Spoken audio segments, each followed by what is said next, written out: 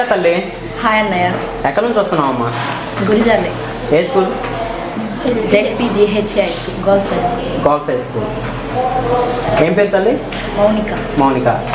అంటే మీకు ఇప్పుడు జగన్మోహన్ రెడ్డి గారు పెట్టిన అమ్మఒడి ఇస్తున్నారా? ఇస్తున్నారు. ఎంత ఇస్తున్నారు? 15,000. 15,000 ఇస్తున్నారా?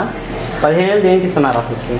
బుక్స్కి అండ్ పేదవాళ్ళు ఉంటారుగా వాళ్ళకి బుక్కులు కొనే అంత స్తోమత ఉండదు కదా, అందుకు 15,000 ఇస్తున్నారు.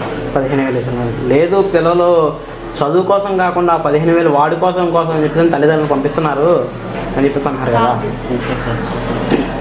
ఓకే, ట్యాబ్స్ ఇస్తున్నారు కదా, ట్యాబ్స్ దేనికి ఇస్తున్నారు?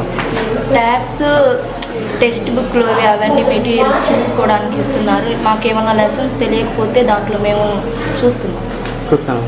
అంటే ట్యాబ్స్ మిస్యూజ్ చేస్తున్నారంట కదా? కాదు. ఓకే తల్లి, మీకు ఎడ్యుకేషన్ పరంగా ఎలా ఉంటుంది స్కూల్లో? బాగుంటుంది. ఫుడ్ ఎలా ఉంటుంది గవర్నమెంట్ స్కూళ్ళల్లో? బాగుంటుంది. అంటే ఏమి ఇస్తున్నారు? గుడ్డు, చిక్కీ, రాగి జావ అన్ని ప్రోటీన్స్ గలవే మాకు ఇస్తున్నారు. అన్ని ప్రోటీన్స్ గలవే ఇస్తున్నారా? ఓకే తల్లి, ఇప్పుడు మీకు గేమ్స్ బాగా ఆడిస్తున్నారు.